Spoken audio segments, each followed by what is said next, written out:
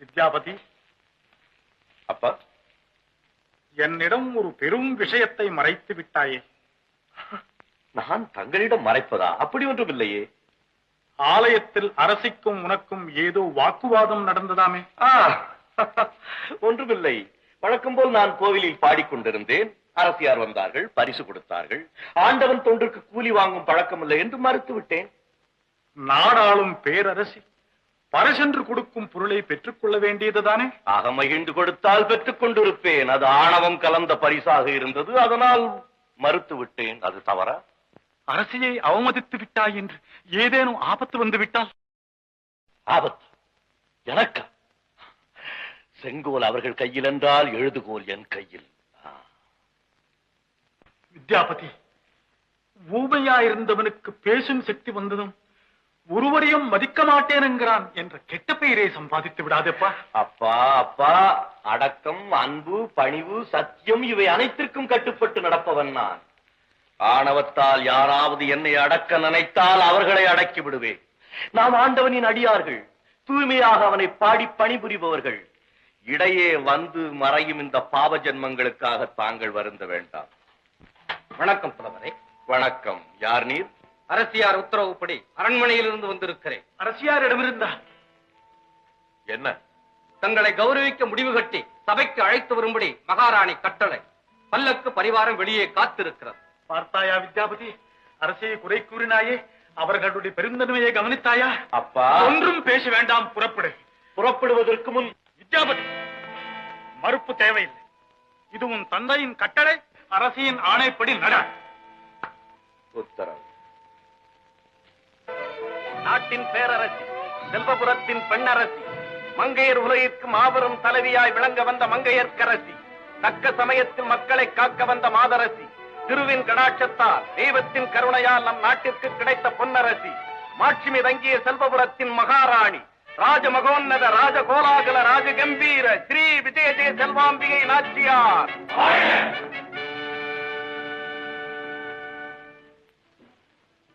பிரதம தளபதி பட்டமளிப்பு விழாவிற்கு விஜயம் செய்துள்ள ராஜபிரமுகர்கள் அனைவரையும் அன்போடு வரவேற்கிறேன். என் அழைப்பிற்கிணங்கி அனைவரும் வருகை தந்தமைக்கு நான் பெருமகிழ்ச்சி அடைகிறேன். தன்னை துச்சம் என மதித்து என்னை காப்பாற்றிய வீரமல்லனின் வீரத்தை பற்றி நான் விளக்கம் சொல்ல தேவையில்லை. நடந்த சம்பவம் நாடறிந்ததே.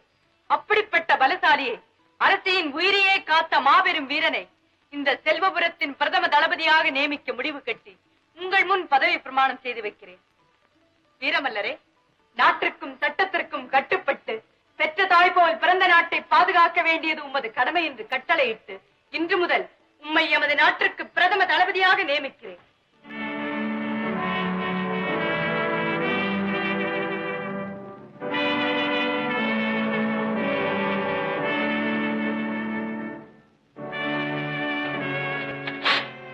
பேரரசியே, பிறந்த நாட்டின் ஒருபடி மண்ணை கூட மாற்றான் கொண்டு செல்ல முடியாத அளவிற்கு நம் நாட்டை காத்து, எல்லைகளை காத்து, பகைவரால் தொல்லை ஏதேனும் வந்தால் அதை வேரோடு முறியடித்து விடுகிறேன். நமது செல்வபுரத்தை எனது உடலில் கடைசி சொட்டு ரத்தம் உள்ளவரை பாதுகாக்கிறேன் என்று உறுதி கூறி இந்த பிரதம தளபதி பட்டத்தை ஏற்றுக்கொள்கிறேன்.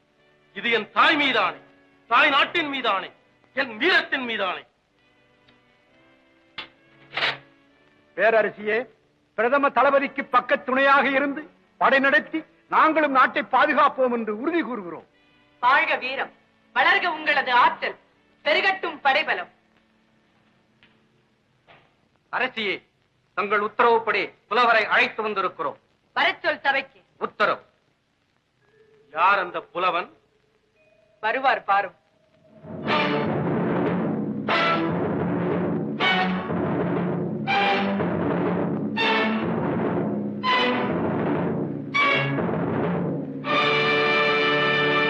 வாழ்க நாடு, உயர்க அரசு, ஓங்குக புலமை. வருக புலவரே, வருக. திடீரென்று நான் அழைத்தது உமக்கு வியப்பை தந்ததோ?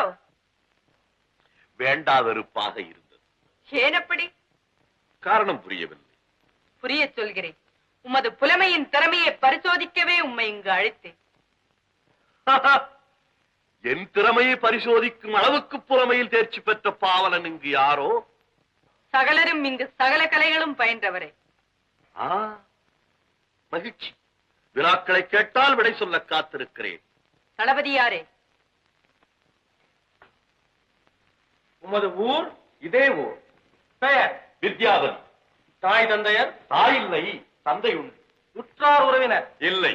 சகோதரர்? அனாதை. உமக்கு தொழில்? எமக்கு தொழில் கவிதை. அடுத்து? ஆண்டவன் தொண்டு. இதற்கு முன் பிறப்பால் ஊமை. பேச்சு வந்தது? கலைவாணியின் அருளால். நம்பத்தகாதது. கோழை வீரனாகி தளபதியாக வீற்றிருக்கும் போது ஊமை புலவனாகி பேசுவது நம்ப முடியவில்லையோ? அடக்கமாக பேசு. அமைதியாக கேளும். வித்தையை மெத்தப்படித்து வினாக்களுக்கு அடுக்கடுக்காக விடை பகரும் புலவர் வித்யாபதி. அரசி. ஆட்சிக்கு இலக்கணம்? ஆணவமற்ற அரசு.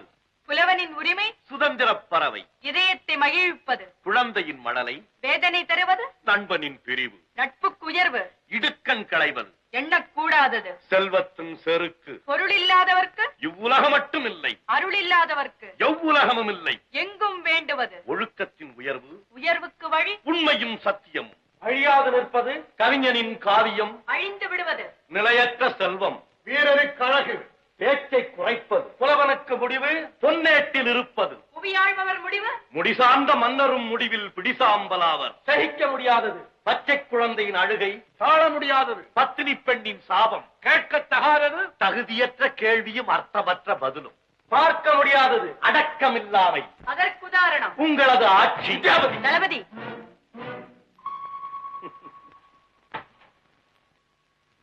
வித்யாபதி, உமது புலமையின் திறமையை பாராட்டுகிறேன். இன்று முதல் உம்மை எமது ஆஸ்தான புலவனாக நியமிக்க முடிவு கட்டிருக்கிறேன். நீங்கள் முடிவு கட்டி இருக்கலாம், ஆனால் முழு மனதுடன் நான் அதை ஏற்றுக்கொள்ள வேண்டாமா? ஏற்றுக்கொள்ள என்ன தயக்கம்? ஆண்டவன் சன்னிதானத்திற்கு எங்களை அர்ப்பணித்துக் கொண்ட பரம்பரை நாங்கள்.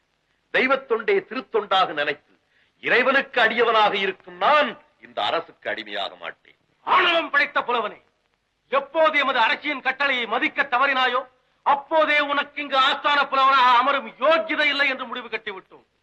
போகட்டும். அழைத்த மரியாதைக்காக நாங்கள் அனைவரும் கேட்க அரசியை பாராட்டி ஒரே ஒரு கவி பாடிவிட்டு போ. நரஸ்துதி பாடுவதில்லை. எப்படி?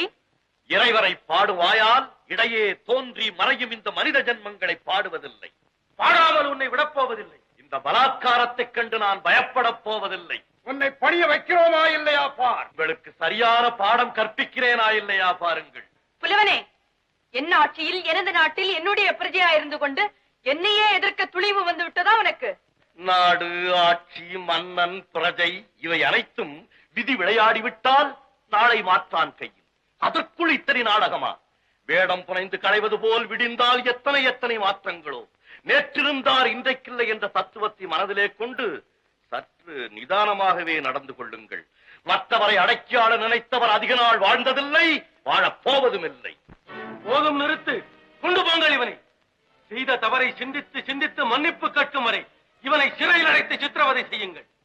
நல்ல ஆட்சி, உயர்ந்த அரசு, சிறந்த தளபதி, பாவம் மக்கள். இழுத்து செல்லுங்கள் இவனை. நெல், நானே வருகிறேன்.